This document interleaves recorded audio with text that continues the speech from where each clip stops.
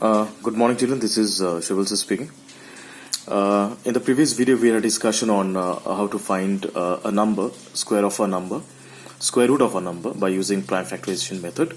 So, in this particular exercise 6.3, in question number 6, we are going to deal with some questions which are find the smallest number to be divided to make a perfect square. In the previous video, we had a discussion on find the smallest number to be multiplied to make a perfect square. In that case, we have used a prime factorization method, and we have seen there was a particular number which is not in pair.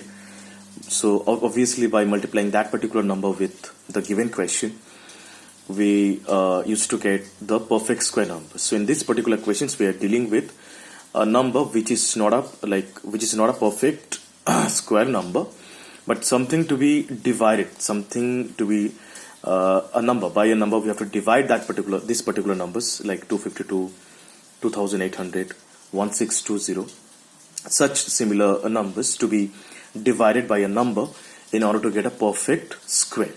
So here I have a number that is 252. So let's check out. So first thing is we have to go for prime factorization method first. So if we break down 252 by using prime factorization method, so obviously it's an even number, so it goes by 2. 2 ones are 2, 2 is a 4, 1 5, 6 2 is a 12, 2 63 is a 126, 7 9 is a 63, 3 3 is a 9. So here 252 is equal to 2 into 2 into 7 into 3 into 3.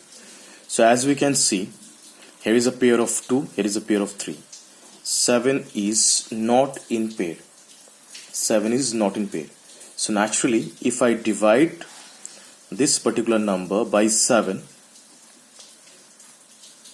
3 7s are 21, 3 7s are 21, 4 and 2 excuse me, 6 7s are 42. So I got 36.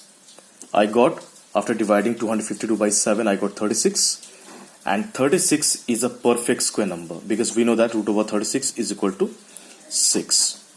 Root over 36 is equal to 6. So children, the question was 252, which was not a perfect square number,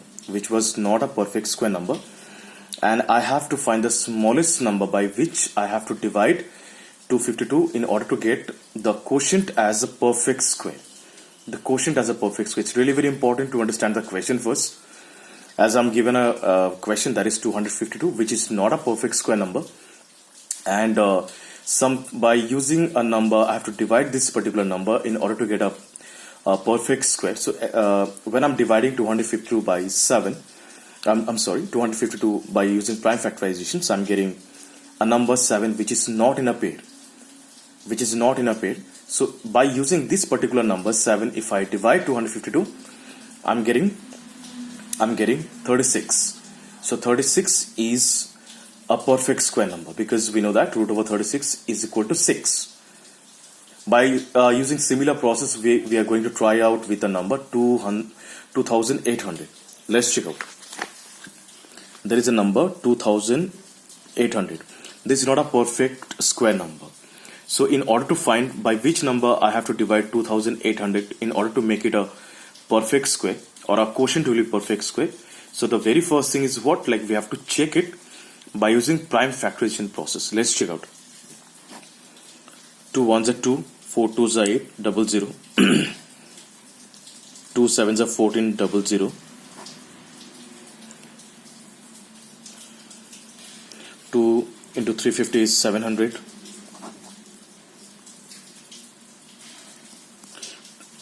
2 into 175 is 350. I'll take 5. 535 is a 175. 5 7s are 35. So children, here I got 2800 is equal to 2 into 2 into 2 into 2 into 5 into 5 into 7. Let's make the pair of these numbers. Here is 2 is a pair, 2 is a pair, 5 is a pair, but 7 is not in pair. 7 is not in pair. So I will pick up this number from here, 7, and I'll divide 2800 by 7. 4 7s are 28. So I got the quotient 400. I got the quotient 400. So as we can see, root over 400 is equal to 20. Or 20 into 20 is 400. So root over 400 is 20, means the quotient 400 is a perfect square number. Root over 400 is a perfect square number. Let's check out the next number. Next number was 1620. 1620. This is not a perfect square number. So let's check out by dividing, prime factorizing first. So I'll prefer 8 2s are 16, 2 1s are 2, 0. I'll take 2, 4 2s are 8, 0, 5 2s are 10. I'll take 5, 5 8s are 40, 5 1s are 5, 3, 27. Then again I'll take 3 into 9, 3 3 is a 9. So I'll take 1620 is equal to 2 into 2 into 5 into 3 into 3 into 3 into 3. So the pair what I can get from here, that is 2, 3 and 3. 5 is not in pair. The number 5 is not in pair, so I have to divide 1620 by 5. 3 5s are 15, 1, 2, 5 2s are 10,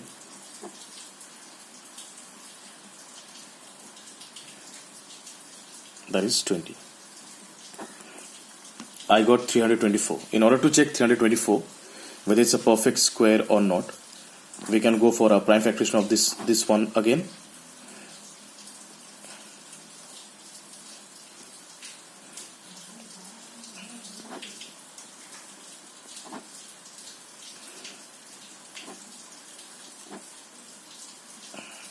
Yes, it's a perfect square number.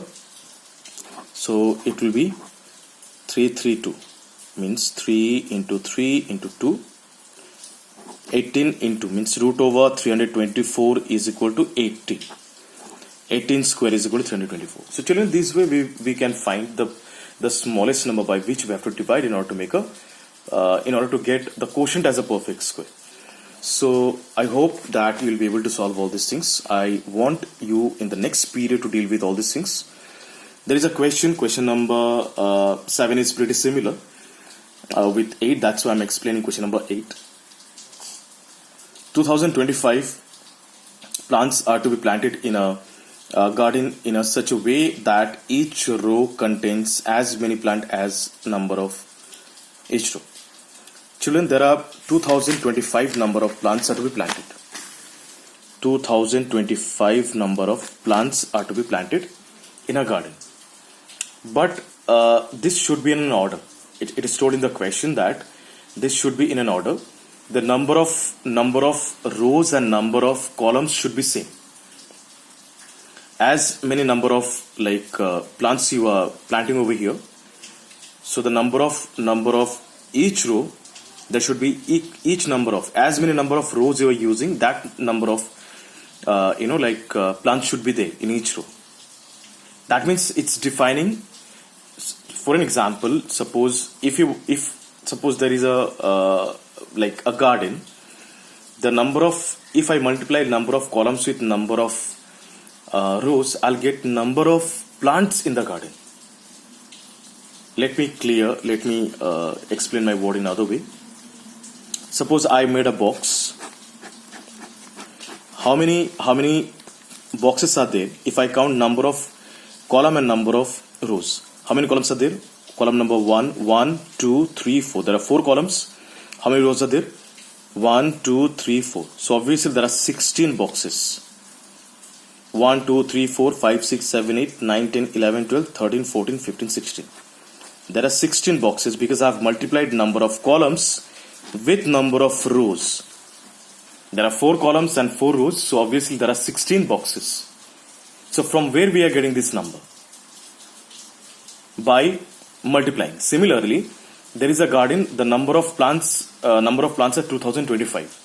So the number of rows and number of plants in each row should be same. As many number of rows we will be taking, that many number of plants should be there in each row. So it's really very clearly understandable that we have to find out the square root of 2025. We have to find out square root of 2025.